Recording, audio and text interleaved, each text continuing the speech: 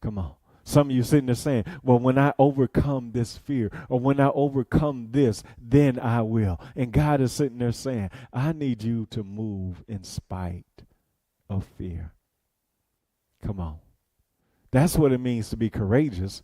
Courageous and having courage doesn't mean that we move even when we know everything will work out. No, being courageous is sitting there saying, I will move and will maneuver and step out on faith and do the things that God has called me to do, even when I have some fear and anxiety on the inside of me. Come on. And dear brothers and sisters, Paul learned to maneuver and move even when you have fear, frustration, anxiety, and wishing people didn't know on the inside of you. Come on. We might not know what Paul's shortcoming was, or his thorn in his flesh, but it lets us know that no matter what you are dealing with, to still trust God. Come on. And the first thing that we see about grace is that grace will make you grow. Grace will make you grow. It says it's because of the extravagance of these revelations, of those revelations. And so I wouldn't get a big head. I was given the gift of a handicap to keep me in constant touch with my limitations. Come on. So Paul was a man of God, but Paul was given something by God that would make him better and not bitter. Woo. Let me say that again. Paul was given something that would make him better and not, come on, bitter. And sometimes as Christians and sometimes as men and women of God, we become bitter because we still are dealing with blank. Whew, come on. We get bitter because we've had an issue of blood for 30 some odd years. Come on. We've been bitter because we sat at the pool of Bethesda at some 30 some odd years. We get bitter because we've been blind for since our birth. We get bitter instead of realizing that God is making us, come on, better. Dear brothers and sisters, I don't know what you're dealing with, but I do know that, watch this, you can become better even with the stuff that you're dealing with. Come on. Because when you go through things, are you saying to yourself that God is trying to make me better? Or are you walking around becoming bitter about your situation? Come on. It didn't just happen to Paul, but it also happened to Job, where God gave them something to be successful as well as humble. You see, dear brothers and sisters, God wants you to be successful. He wants you to reach your goals. He wants you to reach your dreams, but he also wants you to remain humble. Come on. Come on. He also wants you to remain humble. So sometimes for many of us or some of us, he has to withhold certain things in order to keep us humble. Ooh, come on. Because y'all know it. You would get the big head. Come on. You would be overconfident. You would think it's all about you. And God is sitting there saying, no, I need to make sure you remain humble. Come on. And sometimes it's just part of the process. Come on. What you go through is just part of the process. There's a story of a young girl, and this young girl found a cocoon hanging from a limb. So she took it to her room at home, and she placed it in a jar, expecting one day to see a butterfly emerge. Come on. So one day she saw the butterfly within the cocoon trying to get out. So she had this epiphany. She saw it struggling and trying to push his way out of the tight opening.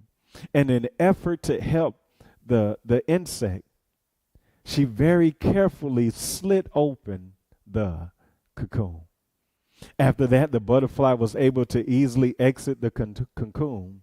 But a strange thing happened. Instead of spreading two beautiful wings, the butterfly had two withered, shriveled, useless wings. Why? Because watch this.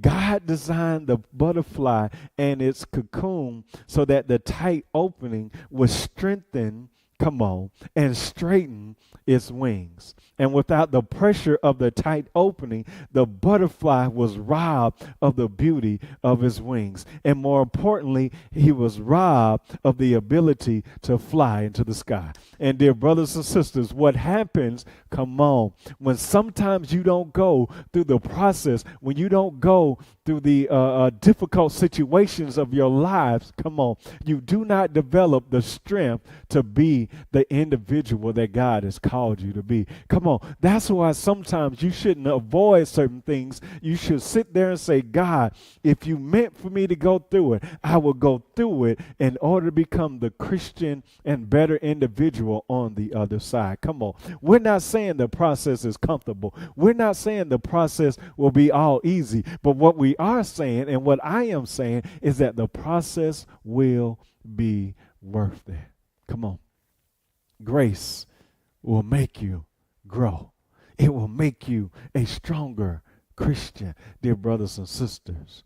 Come on. And watch this. Please understand. Paul tells us why he was able to soar above the heads of most other believers in his day. And he tells us that it was the pain and the suffering that he endured that gave him the power to be the man he is today. Come on. We sits there and says, go through the process. We sits there and says, dear brothers and sisters, I'm not saying the valley of the shadow of death will be great, but just know that God will be with you. Come on. In your dark days, God will be with you. In your trying tribulations, God will be with you. Your friends might not be there with you. Your mom, your dad, your brother, whoever it is might not be with you. But trust me, dear brothers and sisters, God will be with you. And his grace is sufficient. It's going to make you grow. It's going to make you walk with your heads up. It's going to make you sit there and say, God, I trust you. But not only will grace make you grow, grace will make you grateful. Woo! Come on. Grace will make you grateful. It says this, at first, I didn't think of it as a gift and begged God to remove it. 3 times I did that. And then he told me, my grace is enough. It's all you need. Once I heard that, I was glad to let it happen. Come on. Come on. I was glad that it happened.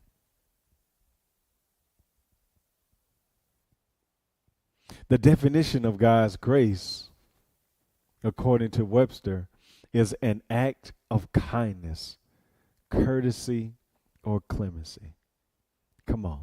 And as I thought about this, I thought about it in a quick moment about Paul, how Paul forgot who he was talking to. Come on. In a moment, Paul sits there and says, God, I want you to take this away from me. Come on. Paul sits there and says, I want you to remove this. And Paul says, at first, he didn't think it would benefit him.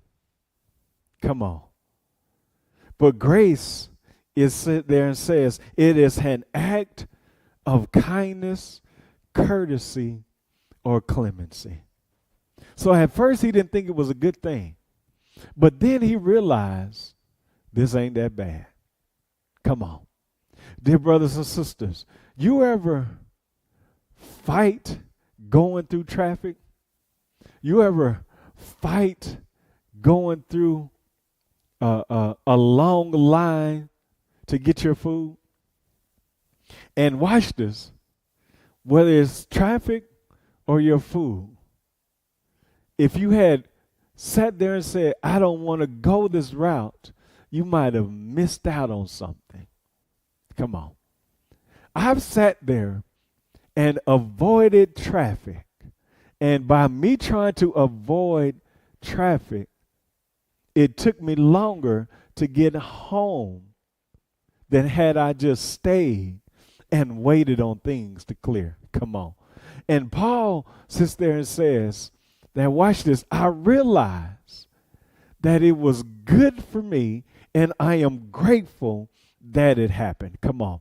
Dear brothers and sisters, many of us at first didn't think our job closing or was a good thing. Many of us didn't think that breakup was a good thing. Come on. Many of us didn't think that accident was a good thing. But watch this. When we look back at those things and see where God has brought us to, we realize that we are grateful that we went through it. Come on. At first, it didn't look good, but then we realized that all things work together for the good of those who are called according to his purpose. Paul says, I'm grateful now that I went through it. Come on. And how many of you can sit there and say, and look back over your life and sit there and say, God, I'm grateful. Woo. Come on. God, I am grateful that I went through the process. I am grateful that I went through these things. Come on. Grace is at the foundation of Christianity. Come on. Grace is a reminder of the sufficiency of God. Grace sits there and says, God had our back. Come on. And dear brothers and sisters, what I want you to know is that God had your back. Are you grateful for the stuff that you went through? Come on. When many of us look back over our lives, we will appreciate things like never before. Come on. Throughout the Bible, dear brothers and sisters, men and women became better because they trusted God. Come on. I remember when David was a young lad. I remember when David was a little boy. Come on. We all remember about David fighting Goliath. But how did David get to that scene? How did David get to that camp? David ended up fighting Goliath because originally he was called to take food to his brothers. Let me say that again. David was originally called, according to Scripture, to take food to his brother. He wasn't originally called to fight Goliath. But God set things up and orchestrated for David so that he could be at the right place at the right time. Come on, dear brothers and sisters. You might not understand why you're at that job. You might not understand why you're driving that car. You might not understand why you're in that house. But dear brothers and sisters, trust God and know that he is orchestrating things and setting things up in alignment to set you up for something that you do not see right now. And be grateful after the fact if you're not going to be grateful in it. Woo. Come on. Some of you aren't grateful right now, but when God brings you out to the other side, I want you to make sure you at least then show God some gratitude. Show God some appreciation. Show God the fact that you love him. Come on. You probably can't show your gratefulness now, but when God brings you out, dear brothers and sisters, make sure you do like Paul and sit there and say, God, I appreciate you. God, I love you. God, I thank you. I didn't understand at that moment, but I understand it now, and I'm grateful of the fact that you brought me this far.